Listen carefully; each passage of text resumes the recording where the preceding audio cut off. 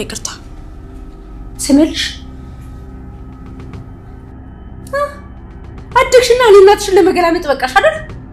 ስሜልሽ አንቺን ሰውዴ ታመንኩትን ህመም የተንገላታሁትን መንገላታት ብታውቂ ኖሮ እኔ እናትሽን ቀናብልሽ ባላልሽ ነበር። አንቺን ሰውልድ ያፈስስኩት ደም የተንገላታሁትን መንገላታት ባየሽ ቁጥር እንደማስታውሰው ማን በነገረሽ? እሺ ማዬ እናንተ የምትሉት ነገር ትክክል ነው። አንዴ ኮሳች በለምዶ ድጋሚ ትኖር የምትሉት ለምንድን ነው?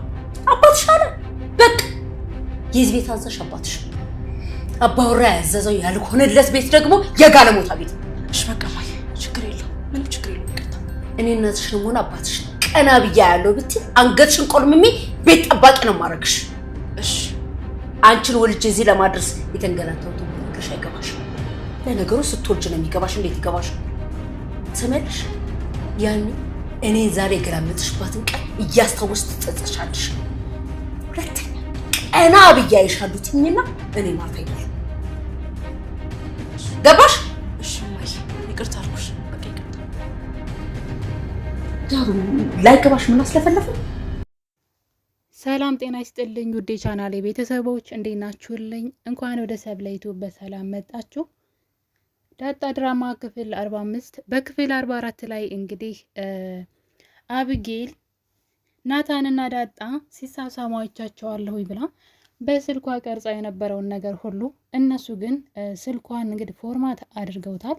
ምንም ነገር ስልኳ ላይ ምንም አይነት መረጃ እንዳይገኝ አድርገው አጥፍተውባታል። እና እንግዲህ በዚህ የተነሳ በጣም ቤት ውስጥ ትልቅ ጦርነት ተነስቷል። አባቷ ከሄደበት ሀገር ከተመለሰ በኋላ እናትየዋ ለዳጣ ቤት እንከራይላት፣ የአብጌል ችግር ዳጣ ናት፣ ዳጣ እዚህ ቤት ከወጣች አብጌል ጸባዩ ይስተካከላን በማለት እንግዲህ ለደረጀ ለዳጣ ቤት እንዲከራዩላት ማርታ ተናግራ ነበረ። ደረጀም እንግዲህ ይህን ነገር አስብበታለሁ ብሎ ነገር ግን ዳጣ ይህን ነገር ሲያናግራት በጣም ነበር ያዘነችው። ዳጣ በፍጹም እኔ ገንዘብና ቤት የሆነ ነገር ፈልጌ ቁስ ፈልጌ አይደለም ወደ እናንተ ህይወት የመጣሁት ቤተሰብ ፈልጌ ነው በማለት ለደረጀ ብቸኝነትማ ኑሬበታለሁ ጎዳና ላይ፣ አሁን ላይ ግን ቤተሰብ ፈልጌ ነው የመጣሁት በማለት እና እንግዲህ ብቸኝነት መሆን ለእኔ ብርቅ አይደለም፣ እኔ የዚህ ቤተሰብ አባል አይደለሁም በማለት ለአባቷ ትክክል ናት አብጌል ጥፋት እንኳ ብታጠፋ እናቷ ትክክል ናት፣ እኔም እኮ እናት ቢኖረኝ እንደዚህ እያጠፋው ራሱ ከኔ ጎን ነበረ የምትቆምልኝ በማለት እንግዲህ የእናት ብሶታውንም ዳጣ በዚሁ አጋጣሚ ለአባቷ ነግረዋለች።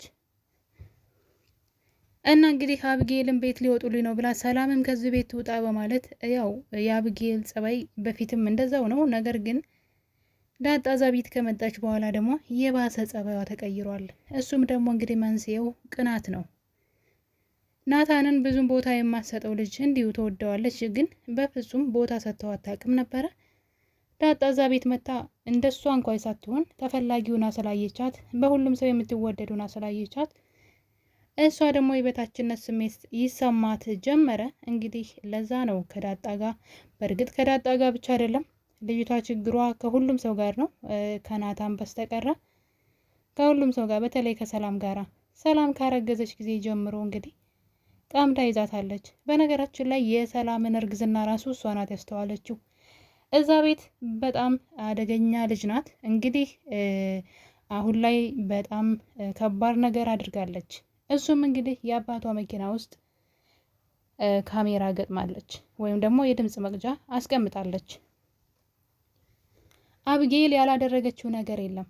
የሰላም ልጅን አባት ለማወቅ ያልቆፈረችው ጉድጓድ የለም፣ ያላደረገችው ተግባር የለም። እንዲሁም ደግሞ የዳጣን ማንነትም ለማወቅ እንግዲህ የዲኤንኤን ምርመራ ሁሉ እስከ ማድረግ የደረሰች ሰው ናት። ነገር ግን ዲኤንኤን ምርመራው ላይ እንግዲህ የሰላምን ጸጉር ነበረ እንደ አጋጣሚ ሆኖ ሰላም ያበጠረችበትን ማበጠሪያ ነበረ ወስዳ ከደረጀ ጋር ያስመረመረችው። ለዛ ነው እንግዲህ ነገሩ ተሸፋፍኖ የቀረው እንጂ እስከዛሬ ጉዱ እንደሷ ስራ ቢሆን የነሱ የዳጣ ማንነት ይታወቅ ነበረ። በነገራችን ላይ አብጌል ነገር ጎርጓሪና ነገረኛ መሆኗ ነው እንጂ ምንም አይነት ስህተት አልሰራችም እስካሁን ድረስ ካደረገቻቸው ከምትሆነው ነገር አንግል ካየነ አንዱም ስህተት የለባትም። ሰላም እርጉዝ መሆኗን ያስተዋለችው እሷ ናት። ያው ነገሮችን ታስተውላለች።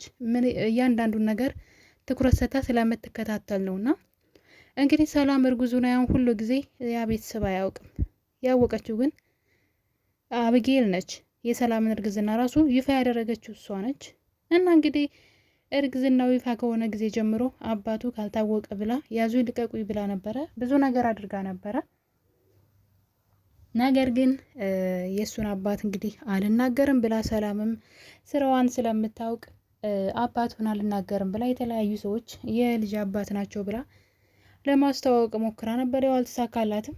እንግዲህ ያው ጥፋቱ የሷ ነው በዚህ ነገር ላይ። በነገራችን ላይ በምትወዳት በአሰሪዋ ላይ ራሱ ክህደት ነው የፈጸመችው ሰላም ማለት ነው። በእርግጥ ደረጃን ለመበቀል ስለፈለገች ነው። እንግዲህ ዳጣ ልጇን ሳትፈልግ ነው እንግዲህ እኔ ደፍሯት ይሆን አላቅም፣ እንዴት እንደሆነ አልገባኝም፣ ግን ያለ ፍላጎቷ እንደሆነ ተናግራለች።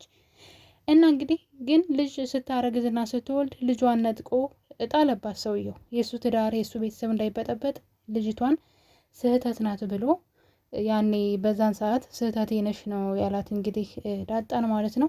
እንደዛ አውቶ ጣላት በአራስነት ቤቷ ማለት ነው። እና ሰላም እስካሁን ድረስ ልጇን እየጠበቀች እየናፈቀች ትኖራለች። ያደረገባት ግፍ ነው እንግዲህ ሌላ ልጅ ከሱ እንድታረግዝና ልታዋርደው ልትበቀለው የፈለገችው። ያኔ ሳትፈልግ ልጅ እንዲመጣ ያደረገው ሰውዬ ልጇን ነጥቆ ጥሎባት በልጇ ጸጸትና ስቃይ እየኖረችው ሰላም ሌላ በቀል ጀመረች። ነገር ግን እዚህ ጋር ግን ማርታ ምን አደረገች? ማርታ በጣም ነው የምታሳዝነኝ። ወይዘሮ ማርታ እንግዲህ በጣም መልካም ሰው ናት።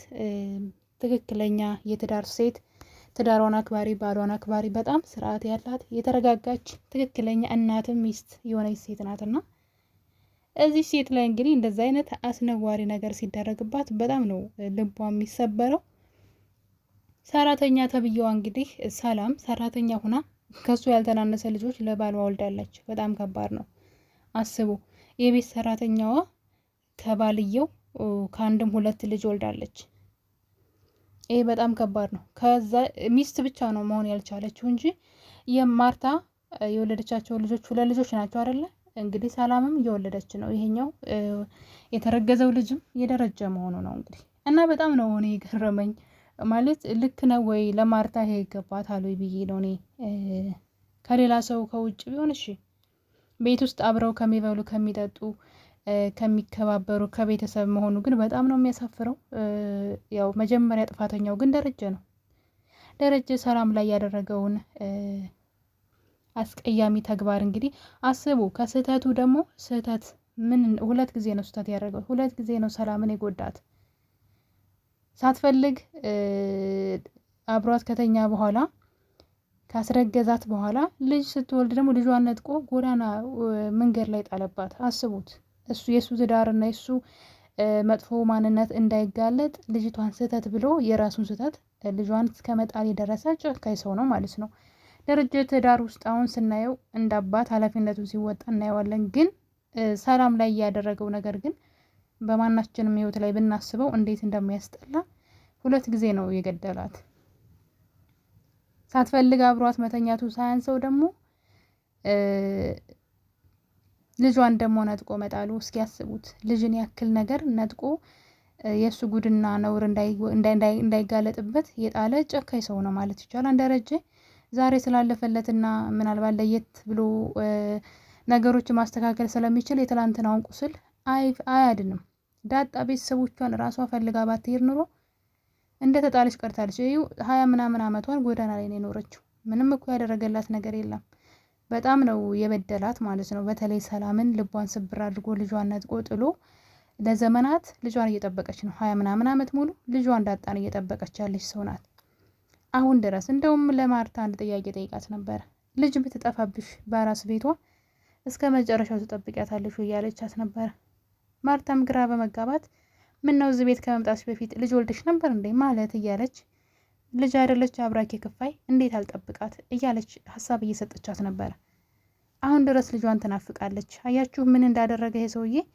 እና ያንን ለመበቀልና ቅጣቱ ነው ብላ ድጋሜ ከሱ ልጅ አረገዘች።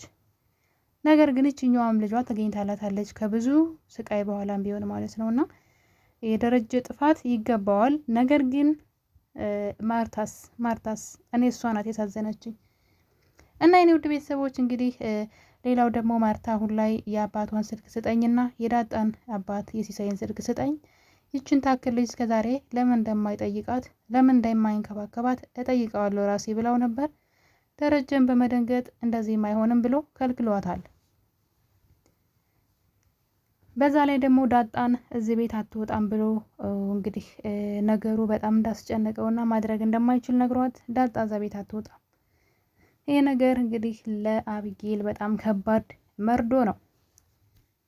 ቤቱን ለቀው ይወጡልኛ ያላቻቸው ሰዎች ጭራሽ ቤት ውስጥ ቆይታቸው እንደሚቀጥል ሲነገራት ሌላ ተንኮልና ክፋትን ቀጥላለች። ዳጣ እዚህ ቤት የማትወጣበት ምክንያት የሆነ ምክንያት ቢኖር ነው ብላ ስለጠረጠረች አቢጌል አሁን ላይ የአባቷ መኪና ውስጥ የድምጽ መቅጃ ካሜራ አስቀምጣለች። እንግዲህ ከዚህ በኋላ ደረጀም ከማንም ጋር ምንም የሚያወራውን ነገር ሁሉ በዛ ልትከታተለው ነው። በጣም ደፋር ልጅ ናት። በጣም አስቡት። ሌላ ነገር ላይ እንደዚህ ጎበዝ ብትሆን አሪፍ ነበረ። ነገር ግን ነገሮችን በማነፍነፍና የሆነ ነገር ከያዘች ደግሞ እስከ መጨረሻው ሂዳ ጉዳዩን ካላወቀች የማትለቅ ሙጭጭ ያለች ልጅ ናት። እንግዲህ አቢጌል ምን መረጃ እንደምታገኝ ባናቅም ማለት ነው። በተለይ ደግሞ የሰላም ልጅ ከአባቴን ያረገዘችው ብላ ስለምታስብ በተለይ እሱን ማወቅ ስለምትፈልግ ነው። ነገር ግን ምንም ነገር ሰላምና ደረጀ በልጅ ጉዳይ የሚያወሩት ነገር የለም።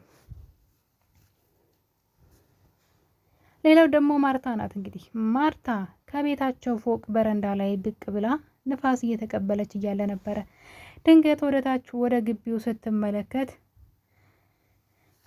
ግቢያቸው ውስጥ ዳጣና እንግዲህ ናታን ተቃቅፈው በፍቅር አብረው ሲሳሳቁ በአይኗ ታያለች። ማርታ በጣም ነው የደነገጠችው በዚህ ነገር። ማመን ሁሉ ነው ያቃታት። ምክንያቱም አሁን ላይ የልጇን ስልክ ፎርማት እንዳደረጉት ገብቷታል ማለት ነው። መጀመሪያ ላይ ልጅቷ እየቃዠች ነው፣ አቢጌል ዝም ብላ ነው የምታወራው ብላ ነበረ። ነገር ግን እሷ ራሷ እጅ ከፍንጅ ሁለቱን ይዛቸዋለች። እንግዲህ ምን እንደሚመልሱ ባናውቅም ዳጣና ናታን ማለት ነው አብረው እንደሆኑ እንግዲህ በአይኗ በብረቱ አይታ በጣም ደንግጣለች ባየችው ነገር። ይህን ነገር እንግዲህ ለደረጀ መንገር አልፈለገችም። ነገር ግን በጣም ተናዳለች። የልጇን ስልክም እንደ ፎርማት እንዳደረጉት ሆን ብለው አሁን ላይ አቢጌል እንዳልዋሸች እየቃዠች እንዳልሆነ አውቃለች። ይህ ነገር ለዳጣ በጣም ከባድ ነው። ነገር ግን ደረጀ እዛ ቤት ዳጣ እንድትወጣ አይፈልግም። ምክንያቱም ደግሞ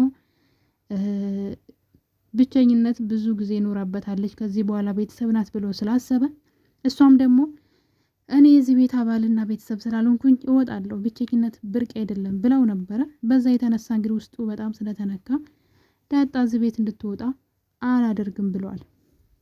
ሌላው ደግሞ ማርታ እንግዲህ ሰላምን ሆስፒታል ይዟት እንዲሄድ ደረጀ ነግረዋለች። አሁን እዚህ ጋር እንግዲህ መኪና ውስጥ ሰላምና ደረጀ የሚያወሩት ነገር ካለ በጣም ከባድ ነው። ምክንያቱም አቢጌል መኪና ውስጥ ድምጽ መቅጃ ካሜራ አስቀምጣለች። አቢጌል ያቀደችው ነገር እንግዲህ ይሳካላት ይሆን? ድምጽ መቅጃ ውስጥ መረጃ ይሰበስብላት ይሆን? በጣም አጓጊ ነው። አቢጌል አሳ ጉድጓድ ዘንዶ ያወጣል እንደተባለ ሆናለች። በቀጣይ ክፍል ምን ሊፈጠር ይችላል እነ ደረጀ ቤት አብረን የምናየው ይሆናል። እስከዛው ድረስ ቸር ቆዩልኝ።